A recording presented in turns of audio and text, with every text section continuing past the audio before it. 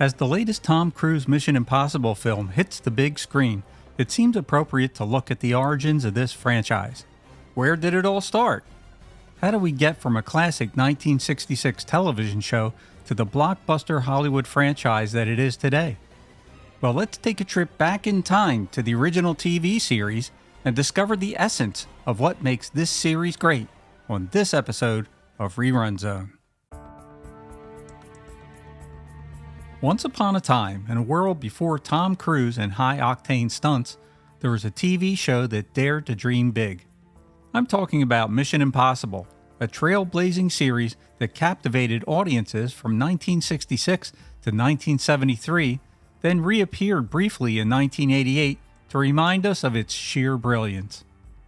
Brought to life by the imagination of Bruce Geller, the story centered around a group of secret agents called the Impossible Missions Force, or IMF.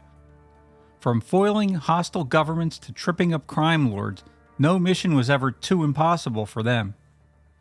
Our daring IMF team went through a bit of a leadership shuffle in the early years. Initially led by Dan Briggs, portrayed by Stephen Hill, it faced a bit of a hiccup when Hill's religious obligations clashed with the production schedule.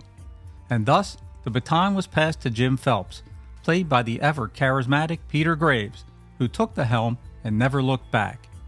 One of the intriguing elements of the series was its cloak and dagger charm. The suspense was palpable and the narratives were thrillingly unpredictable. Mission Impossible was a masterclass in storytelling. From its meticulous mission planning to its last-minute plot twists, it was a roller coaster ride that left you breathless. But what really made it stand out were the characters. Each one a puzzle piece fitting perfectly into the IMF team. From fashion model Cinnamon Carter to electronics genius Barney Collier to weightlifting Willie Armitage, and of course, Roland Hand, the master of disguise. Every character had a role to play, a piece to contribute to the meticulously planned missions. The legacy of Mission Impossible wasn't just on the small screen.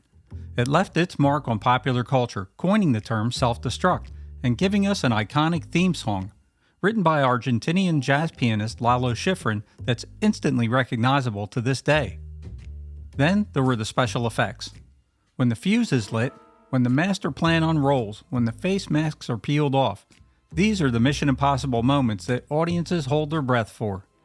But how were these spectacular feats accomplished in an era before CGI? The production team of Mission Impossible were the real IMF. They cleverly navigated the intricate path of 1960s TV production with a budget that was far from unlimited. For instance, the burning fuse in the opening title sequence was an actual piece of fuse being filmed as it burned. The grandeur and exotic locations of the show were mostly created using stock footage and clever set designs. Their motto, make do or make it up. And let's not forget the legendary face masks. Long before CGI, creating believable mask reveals required remarkable makeup artistry and camera trickery. The process involved making life casts of the actors, sculpting the masks, and then painstakingly painting them to look realistic. All right, Louisa, come over here and we'll talk. All right, Louisa, come over here and we'll talk. The actors even had to learn how to effectively mime the act of pulling off a face. In many ways, the behind-the-scenes stories from Mission Impossible are a testament to the magic of the practical effects and the ingenuity of its creators. But like all good things, the series ended, but not before etching its place in the annals of television history. Yet the real-world mission of the actors was far from over. Stephen Hill, aka Dan Briggs, after a hiatus, returned to our screens in the legal drama Law & Order. Peter Lupus, who played Willie, shocked us all with a daring Playgirl pictorial, and Martin Landau, our beloved Roland Hand, who had turned down the role of Mr. Spock in Star Trek, ultimately went on to win an Oscar. The original Mission Impossible revolutionized the spy genre, presenting espionage not as a simple game of shoot and run, but as a meticulous and intellectual chess match. It popularized the concept of the heist or mission as a puzzle to be solved, instead of a series of obstacles to be overcome through brute force. Each episode felt like a miniature heist film, with the elaborate planning, disguise, and misdirection techniques becoming a trademark of the series. The mission was not about just achieving the goal, but about achieving it without getting caught, making every operation a high-wire act of tension and suspense. This emphasis on stealth and deception was not only exciting, but also innovative. Mission Impossible made it clear that being a spy wasn't just about being tough, it was about being smart, creative, and adaptable. Finally, Mission Impossible's iconic opening sequence, with the burning fuse leading into a montage of scenes from the upcoming episode, is one of the most influential in television history. The show's unforgettable theme music has been replicated and parodied numerous times but never outdone. In essence, Mission Impossible didn't just entertain viewers, it shaped the future of the spy genre. Its legacy of intellectual, high-stakes espionage, memorable characters, iconic tropes, and technical innovation has left an indelible mark on the landscape of spy-themed entertainment.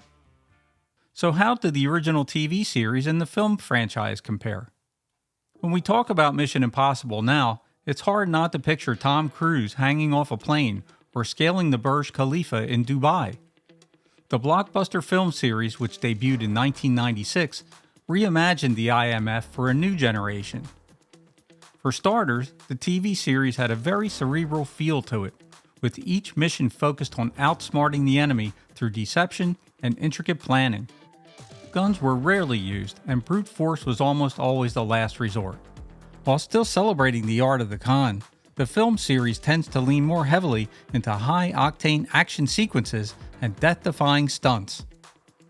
Character dynamics also underwent a significant change. The TV series was very much an ensemble piece, with each member of the IMF team playing a crucial role. The film series, on the other hand, undeniably orbits around Tom Cruise's Ethan Hunt, with other characters often serving more supporting roles. The film series also made a controversial decision by turning Jim Phelps, the reliable team leader from the TV series, into a traitor and the main villain of the first movie.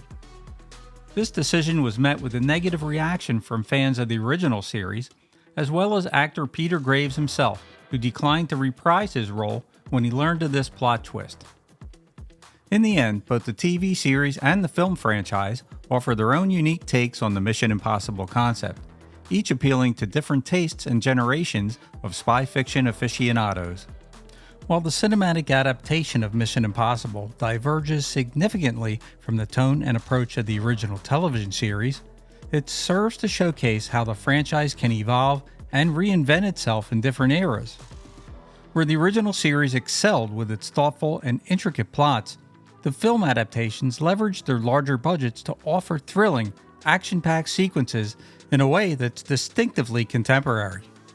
Despite its limitations in budget and special effects compared to today, the original series stands as a testament to the power of character and narrative depth. Its charm and enduring appeal remind us of a time when the art of storytelling was focused less on grand spectacle and more on substance. Both the original series and the movies have their unique strengths and appeal to different audiences. If you've only seen the films though, consider exploring the original series. You'll discover a different facet of the Mission Impossible franchise that's just as compelling in its own right. The original was more than just a TV series. It was a pioneer, a game changer, a cultural phenomenon. In an era of reboots and sequels, its legacy stands on its own. Now, what's your take on Mission Impossible? Share your thoughts in the comments below, and if you enjoyed this video, please like, share, and subscribe, but most of all, thanks for watching. Until next time, remember, there's no mission too impossible when you dare to dream. This is Rich from Rerun Zone. I'll see you in my next video.